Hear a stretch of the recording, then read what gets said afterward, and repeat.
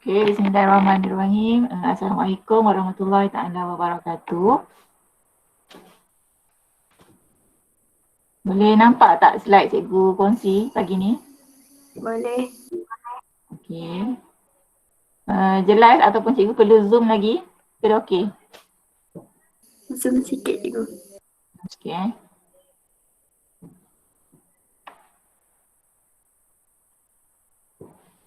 Okey dah. Okey dah Okey, hari tu kita last kelas kita, last kelas secara apa? Bersemuka hari tu kita dah bincangkan tentang permintaan konsep permintaan, konsep demand. Di mana kita ni sebagai pengguna bila kita beli sesuatu barang ataupun menggunakan satu perkhidmatan ke satu barang ke, kita akan tengok kepada harga ni, kita akan tengok kepada harga. Nak beli barang apa-apa je mesti kita akan tengok kepada harga Katakan kalau harga barang tu mahal, mungkin kita akan kurangkan kuantiti barang tu. Tapi kalau harga barang tu murah, mungkin kita akan beli barang tu dalam kuantiti yang banyak. Itu konsep permintaan. Jadi cikgu nak beritahu kamu, permintaan tu bila harga tu harga naik, ni tulisan ni kuantiti yang diminta tu akan turun. Ni awak tahu je. Ataupun kalau harga tu turun, kuantiti yang diminta tu akan naik. Ni konsep permintaan. Ni kita ingat kalau bila. Okay. Okay, hari ni sebenarnya cikgu nak kita buat satu keluk permintaan Okay, hari tu juga kita dah kita dah bina jadual permintaan individu di mana dalam jadual permintaan tu mesti ada kolom harga dan mesti ada kolom kuantiti Ada kolom kuantiti. Itu jadual permintaan. Ada dua kolom harga dengan kolom kuantiti dan kuantiti diminta sebab sekarang kita belajar tentang permintaan, so ada perkataan kuantiti diminta. Okey, dalam jadual ni ada harga RM2, ada harga RM4 dan ada harga RM6. Okey, kemudian tengoklah dia kata dekat dalam huraian ni dia kata pada harga RM4, pada harga RM4 ni kuantiti yang diminta ialah 30 unit. Okey. Lepas tu apabila harga turun kepada RM2, kuantiti yang diminta meningkat kepada 40 unit. Daripada 30 kepada 40 tu menaik jadi dia kata meningkat kepada 40 unit. Tapi dia kata apabila harga naik kepada RM6, maksudnya 4 kepada 6 tu harga naik, kuantiti yang diminta tu menurun kepada 20 unit. Daripada 30 ke 20 tu menurun. So turun Okey, jadual permintaan menunjukkan hubungan songsang antara harga dan kuantiti diminta. Okey, kelas, hubungan songsang tu maksudnya ni lah. Kalau tengok arrow ni, cikgu buat arrow up and down ni. Harga naik, kuantiti turun. Ni, lepas tu harga turun, kuantiti naik. Ni ni kita panggil dia hubungan songsang Ni kita panggil dia sebagai hubungan songsang Okey. So ini jadual permintaan. Jadi hari tu pun cikgu dah suruh bina jadual permintaan. Okay. Daripada jadual permintaan ni kita akan bina satu keluk permintaan di mana kita namakan dia sebagai keluk permintaan individu. Okey, jadi dulu bab pertama kita belajar keluk kemungkinan pengeluaran, KKP, keluk yang cembung Okay, tapi hari ni kita nak belajar tentang keluk permintaan individu. Di mana keluk ni keluk permintaan individu ni dibina berdasarkan kepada jadual. Bila ada jadual, kita boleh bina keluk permintaan individu. Okey, macam mana nak bina keluk permintaan individu ni? Kelas senang je nak bina keluk permintaan individu ni. Okey, pertama sekali bila kita nak bina keluk permintaan individu, okay, kita mesti ada paksi Y ataupun dan paksi X ni. Sama juga macam dalam gambar rajah ni mesti ada paksi menegak ni ataupun nak panggil paksi Y kan. Dan kita mesti ada paksi mendatar ni ataupun kita panggil sebagai paksi X. Okey, kemudian nak kena buat apa? Okay, buat kepala dia, anak panah kepala tu anak panah. Ni macam ni anak panah, kena buat anak panah ni. Okay, so dah dapat dua ni. Ni cikgu rasa semua boleh buat ni, benda ni, dua benda ni. Okay, kemudian nak buat apa? Okay, pada paksi yang atas ni, paksi yang Y ni ataupun kita panggil paksi menegak, tegak ni, kita nak letak apa? Kita letak harga. Kita letaklah harga awak tulislah harga kat sini. Cikgu tulis P je, harga. Okay, harga ni. Kalau tuan dekat ni, paksi harga. Harga P. Okay, lepas tu dekat paksi yang mendata tu nak buat apa? Paksi mendata tu kita buat ataupun kita tulis kuantiti diminta. Tak payah fikir nak tulis apa, tengok dekat jadual je. Tak payah fikir nak tulis apa kat sini tak payah nak fikir-fikir. Tengok dekat jadual, okey dalam jadual ni dia kata ada harga. So tulis je harga, P price, harga. Dengan dekat mendata ni kuantiti diminta ataupun Q unit tulis kuantiti diminta. Ni macam dalam gambar rajah, dalam gambar rajah ni, kelok ni. Okey. Kemudian kena buat kosong ni kosong ni penting ataupun kita panggil titik origin. Kosong ni kena buat wajib Kalau solat wajib, dalam buat kelok pun kosong adalah wajib. Kena isi. Okey, kemudian nak buat apa? Okay, dalam jadual ni dia dah bagi nilai.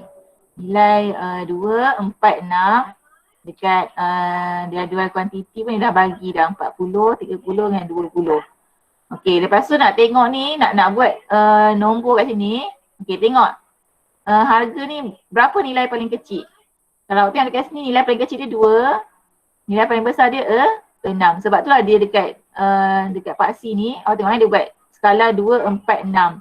Dia tak buat 4, 6, 8, 10, 12, 14 tak. Sebabnya kenapa tak buat? Sebab cukup lah sampai 6 je. Sebab paling besar 6.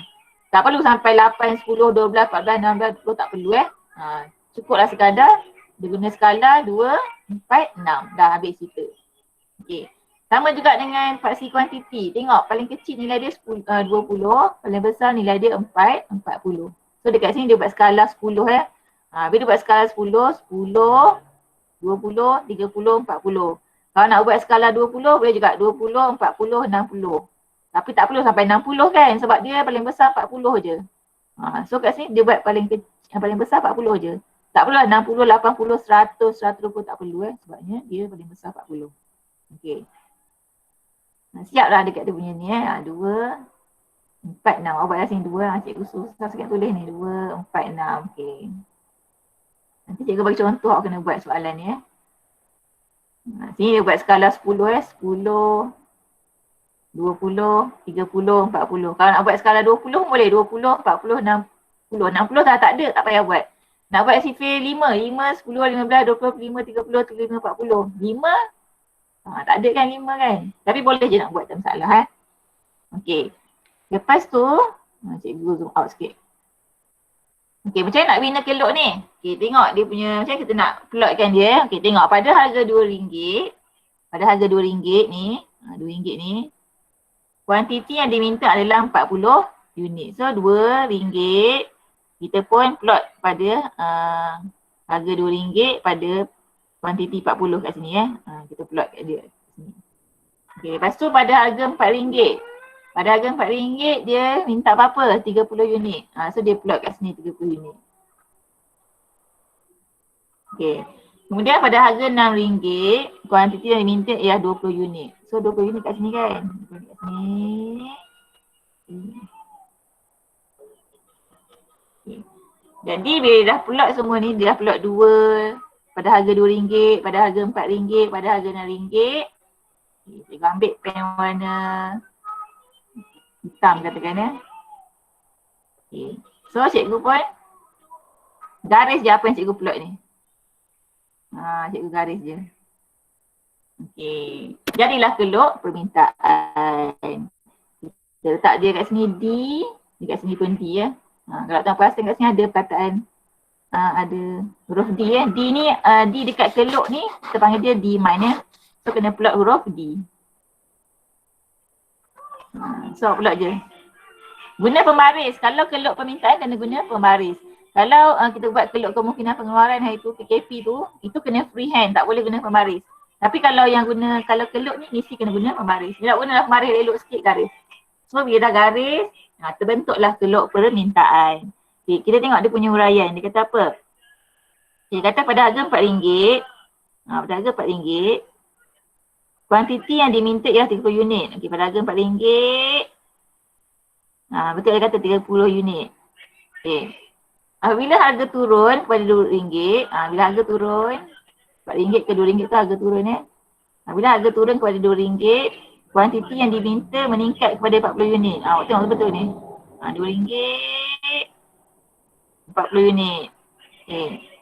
Lepas tu kata, bila harga naik kepada RM6, harga naik ni. 4 kepada 6 ni harga naik. Kuantiti yang diminta menurun kepada 20 unit. So kalau tengok ni dia pergi kat sini. Kat sini.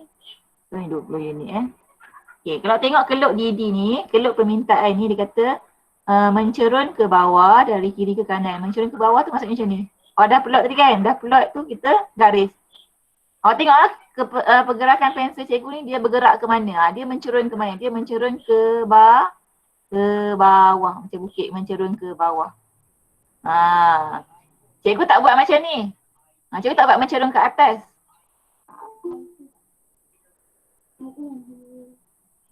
Okey, cikgu tak buat mencerun ke atas ya. Cikgu buat mencerun ke bawah. Sebab tu dia kata keluk permintaan ni, dia kata keluk permintaan mencerut ke bawah dari kiri ke kiri kan. Ni kiri ni kanan. Dari kiri ke kanan. Okey, keluk DD menunjukkan hubungan sunsang ataupun hubungan negatif hubungan sunsang antara harga dan kuantiti diminta. Okey. Nanti kalau ubat keluk nanti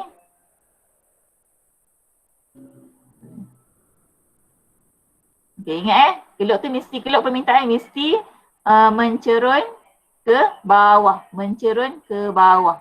Mencerun ke bawah. Bukannya mencerun ke atas. Nanti mencerun ke atas tu ada keluk lain. Kalau permintaan ingat mencerun ke bawah. Ini contoh keluk permintaan. Okay, setakat ni ada soalan tak tentang keluk? Ada soalan tak untuk keluk ni? Nanti kita cuba try buat keluk ni. Awak kena try buat keluk ni. Cikgu ada dah letak soalan dia. Jadi cikgu letak kat WhatsApp pula soalan contoh keluk ni. Ada kertas graf tak? Ada. Ada kertas graf tak? Ada. Siapa yang ada kertas graf boleh cuba buat je. Cuba buat. Siapa tak ada kertas graf tu, cuba lakarkan dia. Cuba lakarkan dalam kertas biasa, lepas tu hantar kat cikgu je lagi. Cikgu nak tengok boleh tak buat keluk ni? Boleh. Okey, boleh? Okey, nak buat latihan dulu ke nak cikgu sambung? Sambung. Okey, cikgu sambung Okey, jadi bila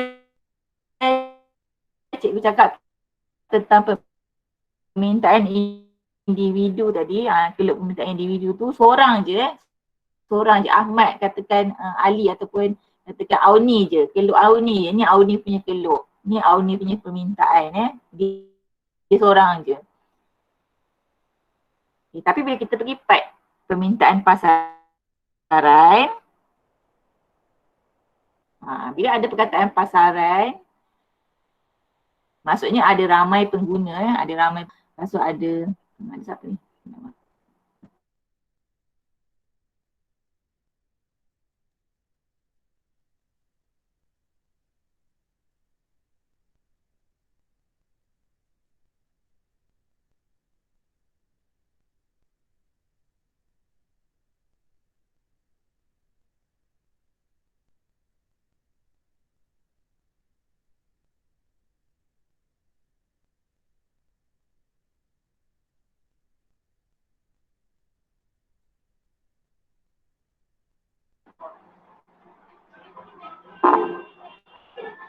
Cikgu punya internet. Cikgu punya internet merajuk. Merajuk. Okey, boleh sambung? Sambung Okey. So tadi tentang permintaan individu. Kalau individu tu seorang je, Tapi kalau permintaan pasaran, dia ramai individu, banyak orang banyak orang katakan dalam kelas awak cikgu ambil 3 orang, Ali, Abu, Ahmad katakan Okey. Jadi permintaan pasaran ni sama juga dia kata apakah maksud permintaan pasaran? Okey, kuantiti sesuatu barang atau perkhidmatan yang diminta oleh semua individu, maksudnya ada ramai individu dalam pasaran pada suatu tingkat harga dalam jangka masa tertentu. Okey, macam mana nak peroleh keluk permintaan pasaran ni? Ini senang ni topiknya. Okey, diperoleh dengan menjumlahkan secara mendata kuantiti diminta oleh setiap individu dalam pasaran. Okey, tengok contoh Okay. Ini contoh jadual permintaan pasaran. Okey, kalau dalam permintaan individu tadi, kita cuma ada 2 kolom sahaja, iaitu kolom harga dengan kuantiti diminta kan. Okey, kita ada 2 je tadi, yang permintaan individu tu. Tapi kalau permintaan pasaran ni, kalau awak tengok dekat sini, dia ada kolom harga. Okay, sama juga ada kolom harga, kolom harga sama. Okey, tapi awak tengok dekat yang bahagian kuantiti diminta tu. Okey, dekat kuantiti diminta tu, okey, untuk permintaan pasaran dia ada banyak individu. Dekat sini dia bagi contoh 3 individu. Alif, Badri dengan pasaran ataupun dia ada 2 orang kat sini Dia ada kuantiti diminta oleh Alif, kuantiti diminta oleh Badri. Lepas tu nak dapatkan permintaan pasaran ni macam mana? Boleh juga nak letak sini Alif, Badri, Ahmad pasaran. Abu, Ani, Pipah. Okey, pasaran. Yang penting ada kolom pasaran Okay, yang penting mesti ada kolom pasaran ni wajib, kolom wajib ada. Okey, macam mana nak dapat kolom ni? Macam mana nak dapat kolom pasaran ni? Kita tengok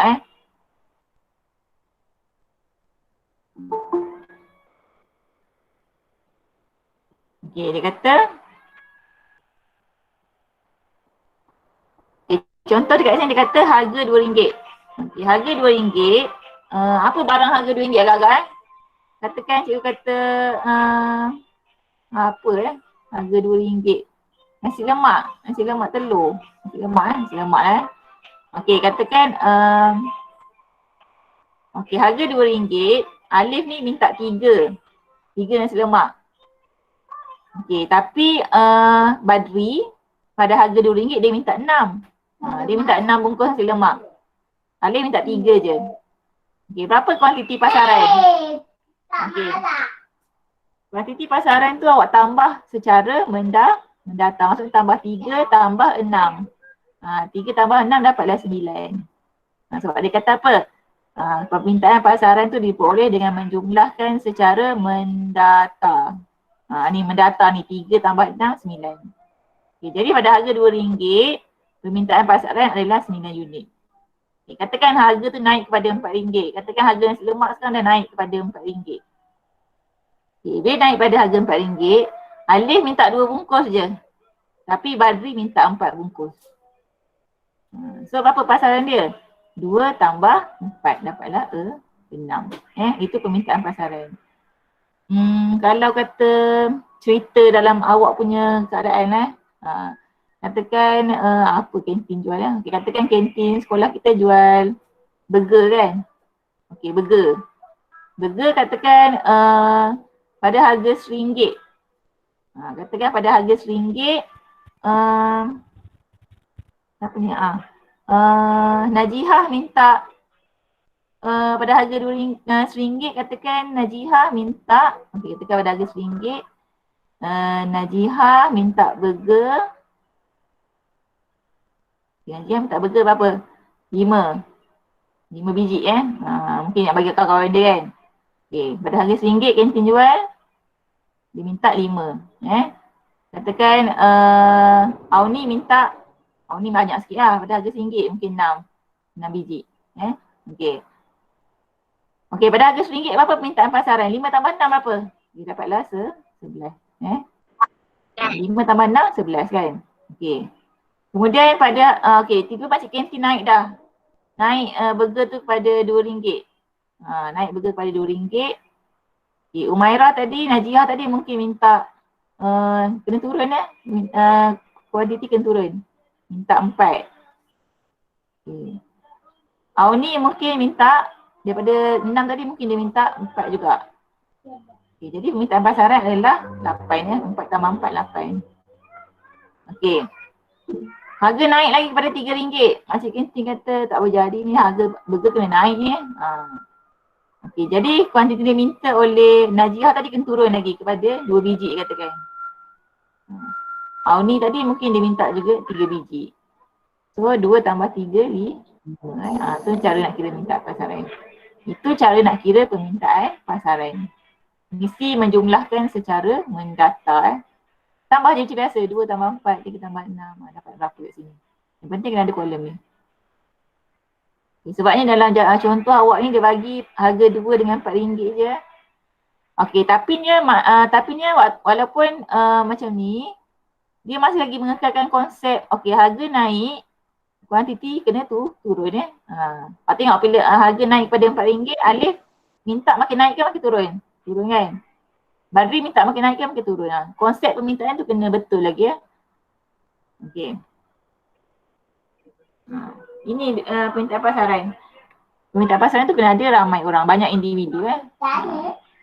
Kalau ada 3 individu tambahlah 3 tambah 6 tambah 9 tambah berapa, okey dapat berapa pasaran. Okey, kemudian bila dah ada jadual, dia ada keluk. Keluk ni nanti cikgu tunjuk.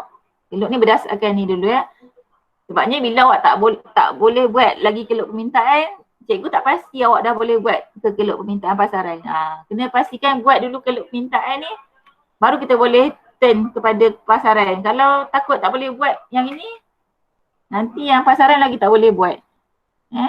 Jadi cikgu nak awak try buat dulu. Try buat keluk permintaan individu ni dulu. Cuba buat dulu. Tak ada kertas graf tak apa, lakarkan dulu dalam kertas biasa. Nanti cikgu bagi soalan dia. Ni soalan dia cikgu bagi ya. Sekejap. Cikgu tunjuk soalan.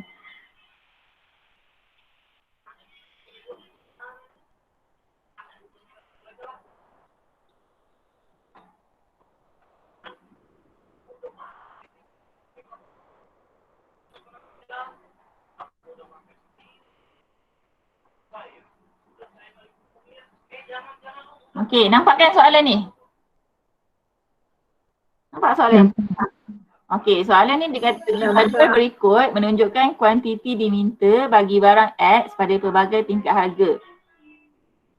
Okey, jadi ada 2 kolom harga dengan kolom kuantiti. Kita tukar kuantiti minta.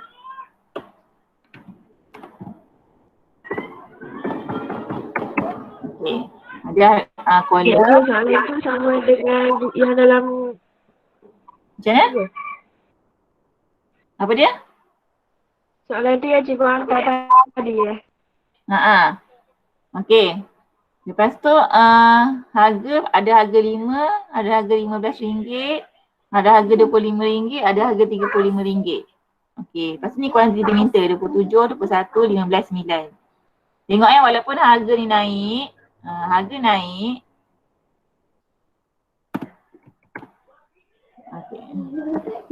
harga naik, kuantiti tu turun pula. Perasan dekat cikgu punya jadual ni. Harga naik, kuantiti turun. So ni memang konsep permintaan lah.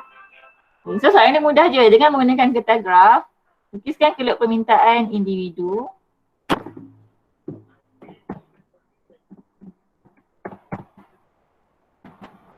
Okay, berdasarkan maklumat dalam jadual di atas. Jadi berdasarkan jadual ni boleh tak bina keluk permintaan dekat dalam kertas graf. Okey, jadi awak tengok bila nak buat keluk permintaan tadi, yang pertama sekali mesti ada paksi kan. Paksi X dengan paksi Y tadi. Kalau paksi yang menegak tu kita nak letak harga. Paksi yang berdata tu kita akan letak kuantiti diminta ni. Okay, lepas tu cuba awak tengok dia punya nak letak nilai tu, tengok nilai paling kecil dengan nilai paling besar. Agak-agak ni boleh pakai sifir berapa dekat paksi harga ni. Kalau macam ni cikgu rasa paksi 5 5 Okay, lepas tu dekat paksi mendata tu tengok nilai paling kecil 9, paling besar 27. Ya, agak-agak nak buat sifir berapa dekat paksi mendata tu. Okay, dah siap semua tu nanti? Dah siap lukis paksi, letak nilai. Okay, cuba plotkan nanti pada harga RM5. Pergi plot dekat kuantiti 27. Okay, awak plot semua-semua ni. Pasal awak gabungkan ni awak plot tu, dapat tak keluk permintaan? Kalau dapat kilo permintaan yang mencurun ke bawah tu maksudnya awak berjaya. Kalau awak buat tapi tak berjaya maksudnya kita tak boleh lagi pergi ke pasaran. Boleh cuba dulu tak nanti? Boleh. Boleh? Boleh eh? Boleh. Kalau tak ada kertas graf tak apa. Guna je kertas biasa. Cuba lakar kan tengok. Jadi tak? Boleh? Boleh. Ni cikgu kongsi dekat dalam grup WhatsApp nanti. Okey, cikgu rasa tu dulu pagi ni. Kejap je sebab saya nak tengok awak buat latihan. Kejap je latihan tu kalau boleh jangan masa lama sangat Kalau tak ada kertas graf tak apa. Tulis je ni je atas ni. Atas kertas biasa. Okey. Jadi sebelum awak beredar, sebelum awak pergi,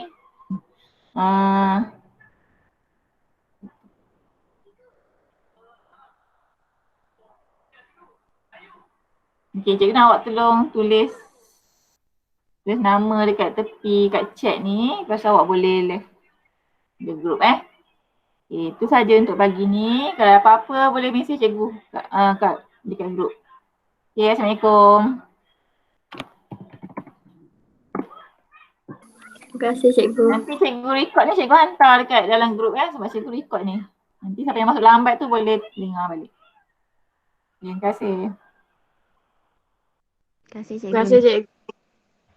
Sama-sama, selamat hari raya. Selamat raya cikgu. Selamat raya. Selamat raya. Okey. Cikgu dah duduk raya. Raya buat soalan cikgu dulu. Kalau betul cikgu tak Mai dah tak malu. Duduk raya online. Raya online. Untuk Mai dah. Boleh RM2. Boleh dah kan online? Boleh. Untuk Mai dah tak boleh.